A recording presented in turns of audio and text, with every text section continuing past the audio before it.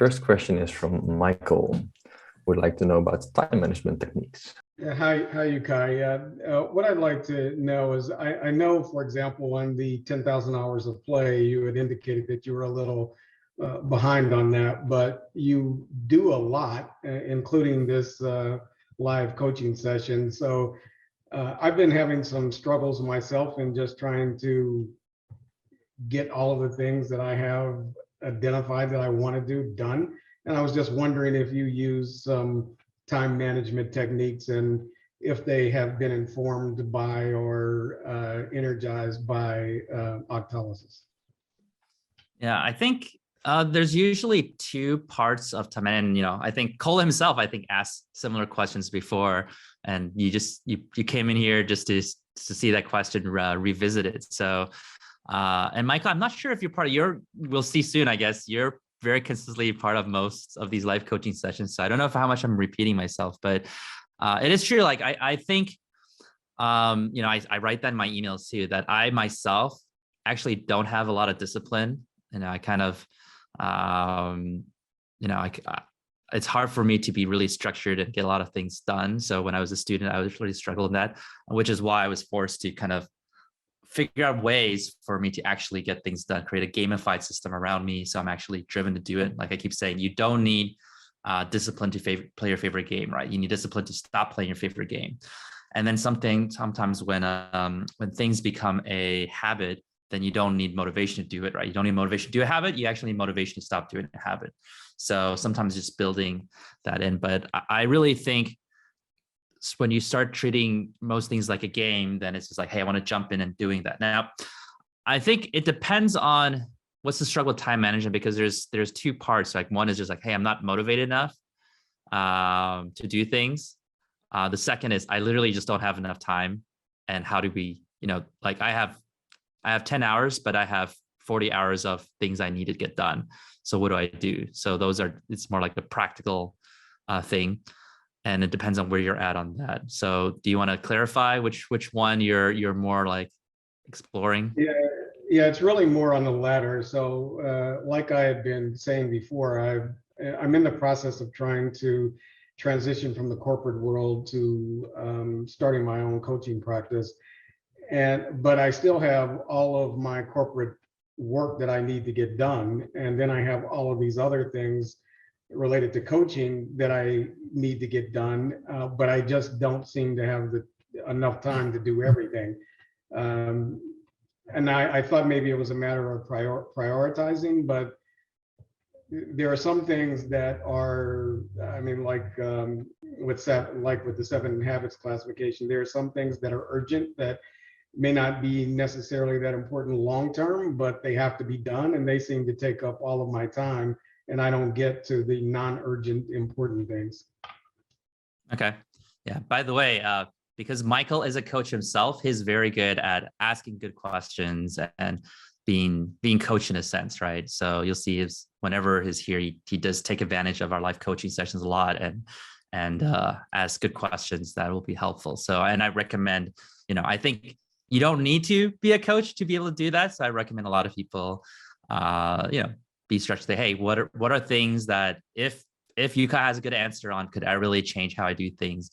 Any kind of even small things that you improve on a daily basis will eventually become a big, like BJ Fogg, his whole thing is tiny habits. Yeah. So he has this behavior equals motivation, ability, and prompt / trigger. That's his fundamental front, but his output, right, is that tiny habits, which also became the book Atomic Habits bestseller. Like it's a very simple concept. It's a very simple thing you do in your life. Just do something, create a trigger, do something very easy and build momentum, but then it changes a lot of people's lives. So finding that is very useful. Now, when it comes to just having a ton of things to do, there are a few big components, I think, and hopefully I'm organized enough to list them out. I think one thing is definitely prioritization. So when it comes to what's more important, and I think there's a whole thing to figure out what's important. I once made a loop of my life, like all the activities I do, and it's like a game. Like, oh, this helps us. Like writing my book helps my reputation. Reputation helps with with the book, with consulting, with OP and blah, blah, blah. This generates money. Money can use to fund whatever, pay for engineers to build OP. So then I eventually started looking at, okay, what just helps one thing and then what helps like everything. And so then I realized, okay, yeah, everything is almost consistent on my like learning and building a brand. So like when I read a book, I actually use it in every part of my life, right? When I write a book, when I write a blog post, most of my inbound is through SEO, through my blog, and I think later on reputation speeches, but that's all driven by that inbound. That becomes really strong because one thing is powering up everything. Whereas, hey, dealing with one unique client, of course, it's one of those things that's urgent, but you do it, you get revenue, and that's it. So I think it's important to have that prioritization figured out, and at every time frame, like, is this right now? You should improve your skills to learn or brand or deliver services, whatnot. So once you have that mapped out, then you could really think about, okay, what am I prioritizing? What's the most important? But the second one is really be able to say no to things. I think this is hard because when we're like high achievers, overperform, we're passionate, we want to do everything. And I think being able to say no to things, I think for me, I think actually this I took for granted now. I don't have notifications on my email. Like when I only see my email inbox when I go there. I don't know if that's common for people nowadays, but I will never get a trigger on my phone or whatever desktop. So I only go to deal with email when I want to, which I think makes it more proactive. In OP, we talk about proactive tasks as a reactive task, right? And reactive tasks tends to be those things that are urgent, but sometimes they're not even urgent. It's just, you got a message, someone wrote you an email, like, oh, I got to reply to this email. But I don't know if you have this experience, like in your inbox, there might be like all these emails in the past that you wanted to reply to, you just haven't yet. And it just kind of build up. And then it's been like a month or 2 months or 3 months. And it's still like, I still need to respond to them, but it's just there.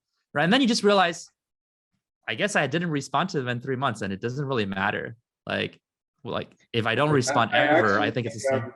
I think I'm worse than that because I have emails from the first day that I joined my current company, which was 10 years ago. Yeah. And so sometimes I go to the bottom, like, okay, let's mass check them, like all 100, like, oh, is there anything important? Nothing. Delete 100, archive 100, right? And it just really says that, yeah, if you are actively just respond to those emails, like, yeah, you reply to it, but maybe there's not real impact. And there's another thing that oftentimes when you respond to emails very quickly, you encourage them to respond very quickly to you're setting the pacing of the conversation. And so if I write an email and in 2 minutes someone writes back, I want to write back again in 2 minutes, right? But if I write and the day that it comes back, then maybe I'll write back in a day. So someone does say that your email, your inbox is just a to-do list that someone else is giving you for their agenda. I know that was amazing, but don't forget to watch the next video.